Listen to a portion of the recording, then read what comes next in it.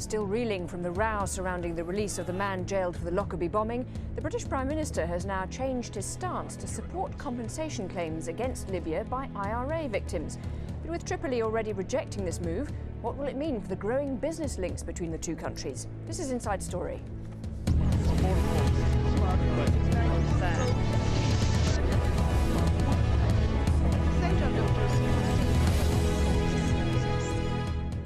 Hello and welcome to the programme. I'm Lauren Taylor. The beleaguered British Prime Minister is in the firing line over Libya again, but this time it's about his supposed U-turn on a policy regarding British victims of IRA attacks. The British government had stated it would not intervene in compensation claims brought by victims of explosives and weaponry supplied to the IRA by Libya. But after a public outcry, the government has said it will now assign dedicated staff from the Foreign Office to support the victims and their families. Libya has already settled out of court with 3 US families, but the son of leader Colonel Gaddafi says that any claims of this type will be rejected. The backlash has seen Gordon Brown publicly announce what appears to be a change to his government's stance. Now, I desperately care about what has happened to those people who have been victims of IRA terrorism. When I met with the families and the supporters and lawyers a few months ago, I assured them of our support and our sympathy for their cause. And I made clear in the letter I wrote to the campaign that despite the efforts of successive governments over many years, the Libyans had always refused to accept a treaty or normal intergovernmental agreements on this issue. As a result, our judgment has been that the course most likely to succeed and bring results is to support the families themselves in their legal representations through their lawyers to the Libyan authorities. Well, Libya's ties with the Northern Irish militant group were first exposed in the early 1970s. Oil had been discovered in Libya in the late 50s, and Gaddafi used the profits to help the IRA in its attacks on British soil. Gaddafi thought funding foreign armed groups would help bring down governments, and that would eventually see an end to capitalism, which he supposedly hated. In 1973, the Irish Navy seized a ship off the coast of Ireland. On it was a large cache of Libyan arms intended for the IRA. Over the next 2 decades, Libya donated millions of dollars to Northern Irish militants, as well as arms including rocket launchers and anti-aircraft guns. In 1987, another ship carrying weapons was seized, this time by French customs, proving the relationship had continued. And throughout this time and into the 90s, bombs in England and Northern Ireland were discovered to have been made from Libyan Semtex. It wasn't until the end of the century that Gaddafi formally announced his intention to end Libya's financing of foreign armed groups. Well, recently, the British government has also been forced to deal with the controversy surrounding the release of Abdelbasit Ali al-Megrahi, a Libyan convicted for the 1988 bombing of a Pan Am flight over Lockerbie in southern Scotland. 270 people died in the incident. In jail since 2001, al-Megrahi was diagnosed with terminal prostate cancer last year. The Scottish government released him on compassionate grounds last month. The British government has since then been accused of using al-Megrahi's release as a bargaining chip in trade deals with Libya, a claim they've denied. To discuss all this are our guests. In Tripoli, Said Laswat, who's editor-in-chief of the Tripoli Post, an English-language daily newspaper in Libya. In Oxford, we're joined by Oliver Miles, who's a former British diplomat who has served as the British ambassador to Libya. And in The Hague, Andrew Cayley, former prosecutor at the International Criminal Court. Thank you very much to all of you for joining us. If I could start with you, Oliver Miles, on the issue of potential compensation to IRA victims, why do you think Gordon Brown has appeared to change his stance? Well, I think he was in a difficult position because there's a moral case for compensation. The sufferings of these people are real, and they were caused by atrocities committed by the IRA using munitions from Libya. Most of all, Semtex, as you mentioned, the high explosive, which really put the IRA one jump ahead in the military conflict. It made them much capable of much worse atrocities than would otherwise have been the case. So there's a lot of sympathy for this position in Britain, and it wasn't very easy for the Prime Minister to know how to handle these requests for support, because I think the message that he should have conveyed, to be blunt, was we can't help you because there isn't going to be any compensation. But he didn't feel able to do that, and so he's offered support, which I'm afraid I think will be ineffective, but that's what he's done. OK, Saeed Laswat, how will the Libyans interpret this line that somehow there'll be assistance given by the Foreign Office? So we're not talking about direct negotiations between governments, but somehow support for the Foreign Office. How will that go down in Libya? Well, I think this U-turn by the Prime Minister on this issue, I think I consider it a misguided policy. Libya and Britain are right now doing very well in terms of bilateral relations, economically, politically, culturally, and to twist the whole situation into these baseless claims, I think it is not the right thing to do on the part of the British government. Oliver Miles, I mean, do you think the courts will see it any differently to the Libyan government? I mean, can one make a distinction between the courts and the government in this case? Oh yes, I think there's a big difference, because one is a legal approach to the problem, the other is a political approach to the problem. Just going back to the question you put just now, whether this is something that will cause problems between the British government and the Libyan government, it's interesting that Gaddafi's son, Saif al-Islam, said that it was most unlikely that any compensation would be paid, but he also said there was no objection to asking. We have our courts, you have your courts, why not? Why not ask? That's different from government to government approaches, which would depend on some kind of political deal. We've done a political deal with Libya. We've done several political deals with Libya. The Americans have also done deals. And one of the things that's causing pain in Britain is that the American deal included compensation for some Americans who were killed by IRA violence. And so the British victims are very understandably saying, why not us? Why should the Americans get compensation and not us? And I'm afraid the answer to that is because these were political deals. Saeed Laswat, what do you make of that? I mean, were those simply political deals, and was it just a case of Libya buying its position back? Mr. Miles mentioned the legal approach. Our experience in Libya with the legal approach, the Western judicial system, is not really a good story. We have seen that our citizen, Abdel Basit al-Magrahi, an innocent man, was convicted in a miscarriage of justice in a trial that was totally unfair. And in order for them to claim that they can take this case, the IRA victims' families claim to court, that's not going to solve the problem. Okay. I think. Yeah, let me bring in Andrew Cayley. Yes, how likely is it that court cases will lead to compensation for IRA victims? Well, just going back to what the ambassador said, these matters are much more easily and simply dealt with by political deals. If you look at the Lockerbie settlement, whereas that was a legal settlement, nobody actually ever went to court. It was negotiated with the Libyan government. The Libyan government wanted benefit in return. They wanted the ceasing of US and UN sanctions and the striking of their name, the country of Libya, from the list of states supporting terrorism in the US. To actually bring a case to court formally, as opposed to dealing directly with the Libyan government, and then to try and actually enforce the judgment is a very complicated business and is going to take many years. And as your speaker has just said, there is no confidence in the Western justice system should a case be brought in the West. I think I tend to agree with the ambassador. I think it's very unlikely indeed that one will see any compensation paid out of any court action. So what recourse do victims of these cases actually have? I mean, I suppose that's probably the problem, isn't it, between trying to deal with governments in court cases? It always makes it much more difficult. But I mean, is there, should these victims simply just go away and say, well, there's no point taking a court case, or what?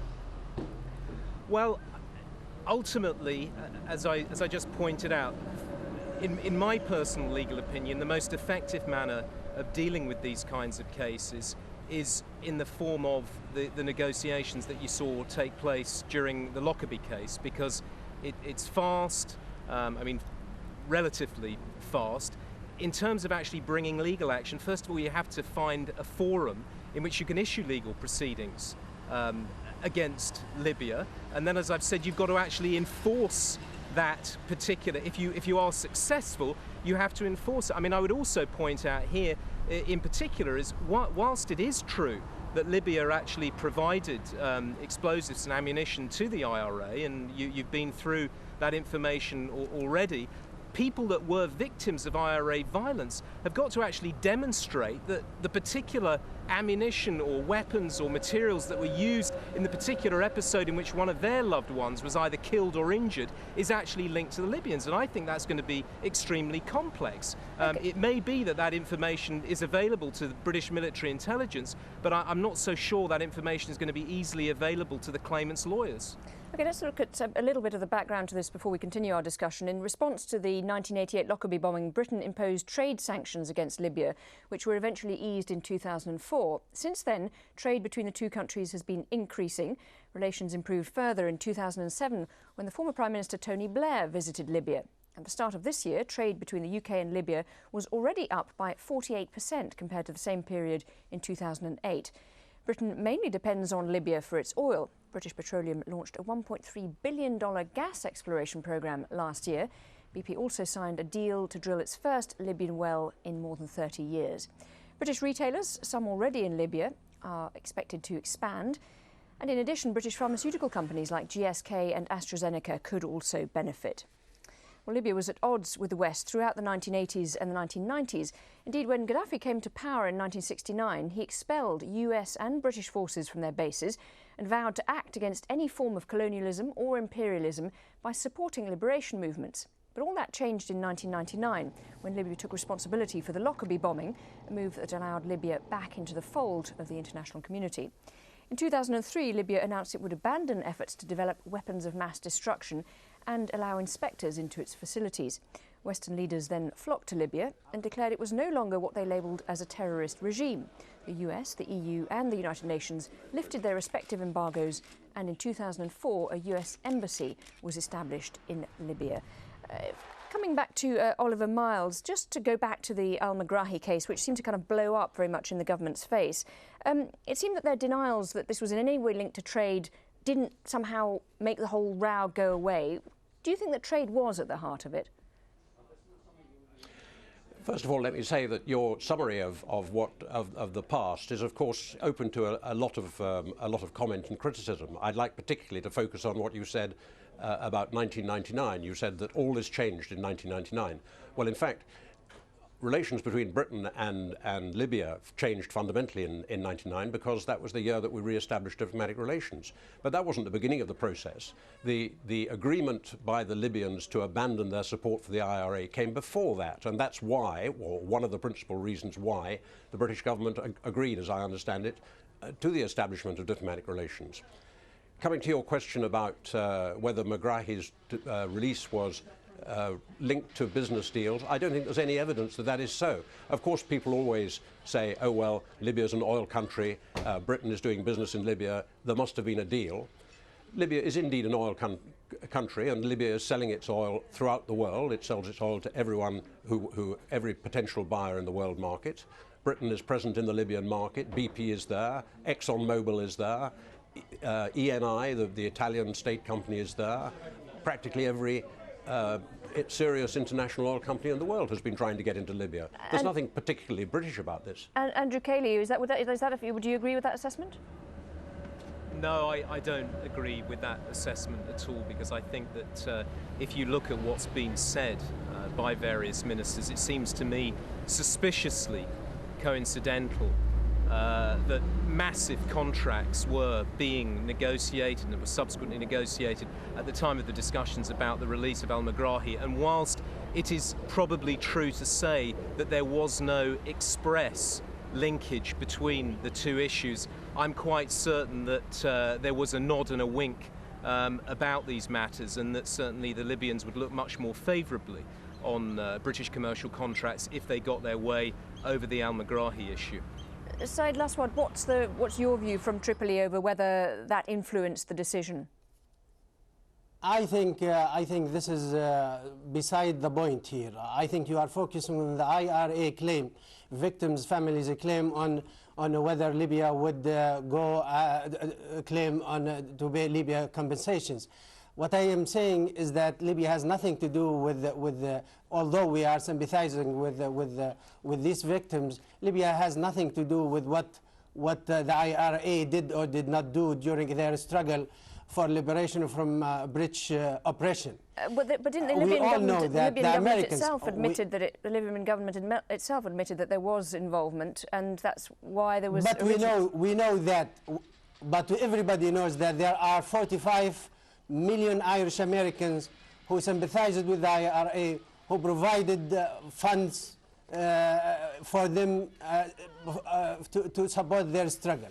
And if they are going to rise a claim against Libya, they better do it against the 45 million Irish Americans, including presidents, congressmen who supported the IRA and who sent arms, high explosive to the IRA for their struggle. Okay, Andrew Cayley, you looked sort of unhappy with what was just being said there. What's your point on that? Well, actually, I'm not unhappy. I mean, it is a somewhat extravagant claim that's being made, but nevertheless, your speaker has a point, because I believe that Gerry Adams of the IRA has already stated that if indeed this claim is pursued against the Libyan government, the political side, Sinn Féin, and will be pursuing a claim against the British government for organised assassination of IRA members. So potentially lawyers here could have an absolute field day with all of this. Let me just, Oliver Miles, I just want to bring you back in, but I want to bring it... Oliver Miles, I just want to bring you back in on the issue of trade links and how much of all this row, whether it's over IRA compensation or over the release of al-Megrahi, actually impacts the relationship between Libya and the UK. Well, it's as diplomats always say, it's too early to say. I hope it won't have a great impact. I believe that the decision to release Megrahi, which was taken by the Scottish government on humanitarian grounds, should be, if anything, a plus point in our relationship with Libya. It certainly shouldn't be a negative point.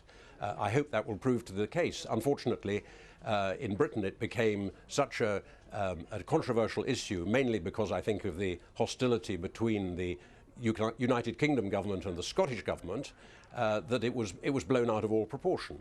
Moving on to the IRA question, as I've said, I don't believe that a claim will be successful, but I don't believe that seeking some compensation will harm our relations. So I think the answer to your question is there won't be much effect on our relations. Just reverting to this business about big deals, were oil deals and big business deals facilitated? I think the answer is they were not. I think that there was some risk that if it had all gone wrong, for example, if Megrahi had died in prison in Britain, then it's perfectly likely that our relations would have been seriously harmed. But that didn't happen. Okay, Saeed Laswar, just on that last point, I mean, one of the ministers, the Libyan ministers, Abdelati Al-Obidi, said that raised the issue of catastrophic dangers if Megrahi had died in prison. That was an interview with The Guardian. Do you think, and the point he was making is that people might have assumed that he had been killed in prison. Do you think that would have been the outcome? I mean, would it have been damaging for relations if he had died in prison? I think imprisoning al-Megrahi and in the first place was a mistake. That he was not granted a fair trial was a mistake. We in Libya consider al-Megrahi an innocent man, that Libya also did not have to do anything with the Lockerbie case. That Libya never admitted that it has any involvement in the Lockerbie problem. Okay. And we consider al-Megrahi was really a captive. And his release as an innocent man is a plus. I think for the British government to keep the situation at that stage, I think Libya is stretching its hand for good relations. Andrew Cayley, let me just bring in Andrew Cayley on this. Does all this, do you think, highlight the difficulty of trying to kind of resolve anything through the courts, which has so much at stake politically? Could I just make a point on what your last speaker said? It's actually incorrect to state that Libya has not admitted its involvement in the Lockerbie bombing. Whilst it's true to say that they did not state that Mr. al-Megrahi was responsible, they did state, and they lodged a formal letter. They were obliged to do so. They lodged a formal letter with the UN in which they acknowledged the involvement of Libyan officials. Anyway, could you repeat your question again? Yes, I'm just wondering whether the fact that these two elements, the IRA victims' compensation claims and also this al-Megrahi business, seem to sort of throw up this whole issue of whether you can actually resolve things through the courts. I mean, do you think that this will be something which will be seen in the future as an example of how not to do it, or do you think this will carry on? People always try to get compensation through the courts in this way? Well, I mean, I think, frankly, we are moving into an age where law is becoming increasingly internationalized, and these kinds of settlements that you're seeing were very rare 30 or 40 years ago. Without getting too much off the subject, the International Criminal Court itself has provision for reparations to victims of crimes. I'll just go back to what I said at the beginning of the programme, that it's much easier to actually settle these matters outside of the courts for the reasons that I've already said.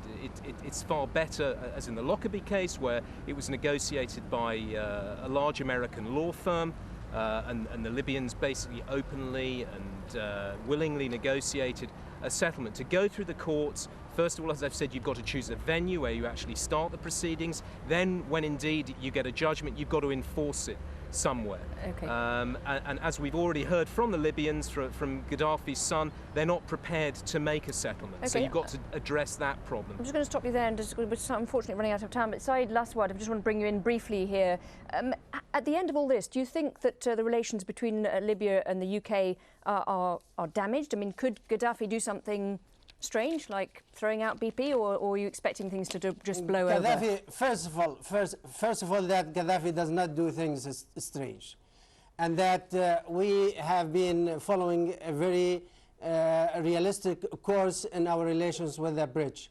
And I think if the British are going to blackmail Libya through their so-called victims, families, citizens, or whatever, who should be really paying compensations to the Irish people, then I think that will affect the relations, of course, negatively. Well, thank you so much for joining us on this edition of Inside Story. Thank you to our guests in Tripoli, Saeed Laswat, and in Oxford, Oliver Miles, and joining us from The Hague, Andrew Cayley. Thank you very much indeed for joining us, and thank you for watching this edition of Inside Story. We, of course, welcome your comments and suggestions. Email them to us at insidestory@aljazeera.net. Bye for now.